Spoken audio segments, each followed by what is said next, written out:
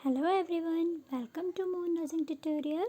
आज हम पढ़ेंगे टॉपिक वेरिएबल, जो कि नर्सिंग रिसर्च के अंदर का एक टॉपिक है। तो फर्स्ट ऑफ ऑल हमें ये जानना पड़ेगा कि वेरिएबल्स होते क्या है। तो वेरिएबल्स आर क्वालिटीज़, प्रॉपर्टीज़ और कैरेक्टरिस्टिक ऑफ पर्सन, थिंग्स और सिचुएशन दैट चेंजेस और वेरी। वेरिएबल्स क्या है? एक क्वालिटीज़ होती है, प्रॉपर्टीज़ होती है या कुछ कैरेक्टरिस्टिक होती है किसकी, किसी पर्सन की, किसी थिंग्स की या किसी सिचुएशन की, जिसे हम चेंज कर सकते हैं। तो अगर हम बात करते हैं रिसर्च के अंदर में, तो टोटल हमारे पास 5 टाइप के वेरिएबल होते हैं। मेनली हम फोकस करते हैं इंडिपेंडेंट और डिपेंडेंट वेरिएबल में। तो वो पूरे 5 टाइप के वेरिएबल्स क्या क्या है? पहला आता है इंडिपेंडेंट वेरिएबल्स, दूसरा आता है dependent variables, then research variables, demographic variable and extraneous variable. एक एक करके हम देखेंगे। सबसे पहले हम देखते हैं इंडिपेंडेंट वेरिएबल्स। इंडिपेंडेंट वेरिएबल्स क्या होते हैं?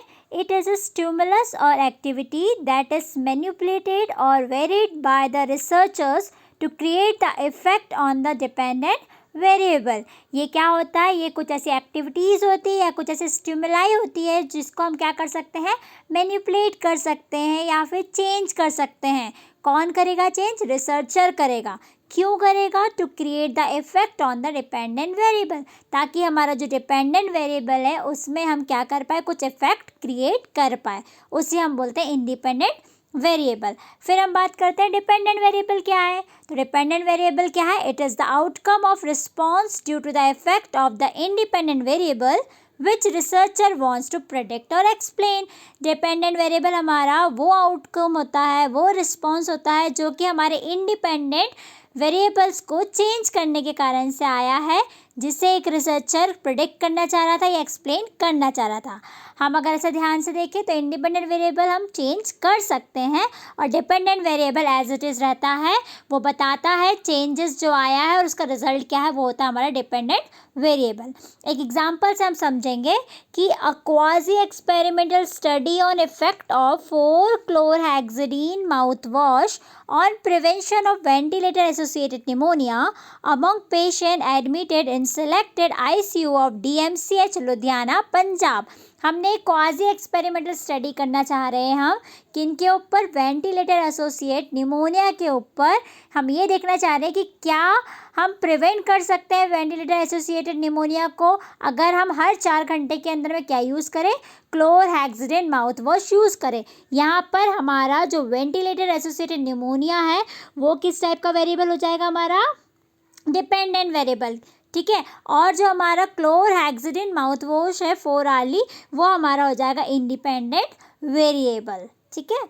नेक्स्ट जो हमारा वेरिएबल होता है वो होता है रिसर्च वेरिएबल। रिसर्च वेरिएबल क्या होते हैं?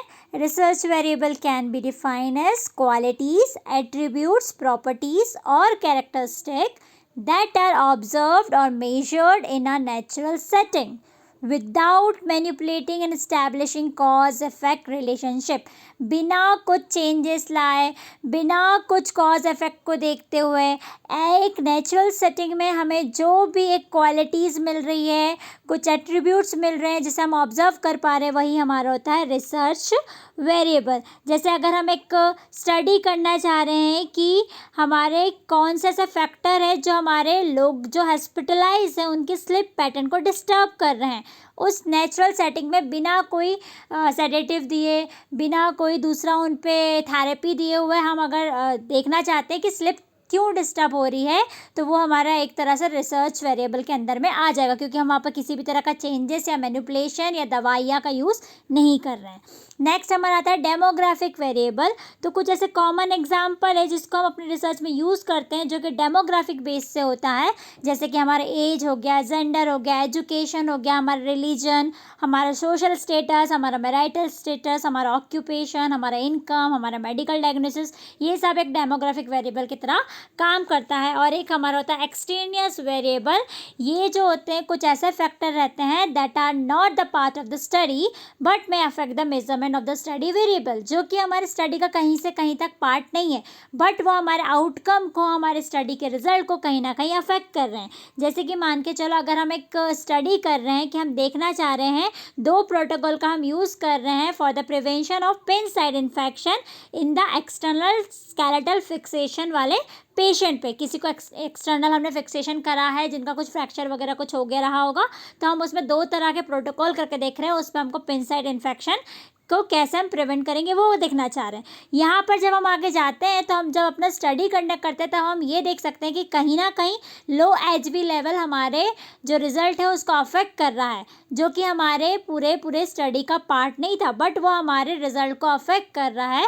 तो ऐसे वेरिएबल जो हमारे स्टडी का पार्ट नहीं रहते हैं बट वो हमारे स्टडी को अफेक्ट करते हैं, वो होते हैं हमारे एक्सटर्नस वेरिएबल्स। तो ये पूरे 5 वेरिएबल्स है जो कि हम रिसर्च स्टडी में पढ़ते हैं। पहला होता है independent, then dependent, then research, then demographic and extraneous variable. अगर इस टॉपिक से रिलेटेड आपको कुछ भी डाउट है तो प्लीज़ आप कमेंट कर सकते हैं, मैं आपको पूरा डाउट क्लियर करूँगी।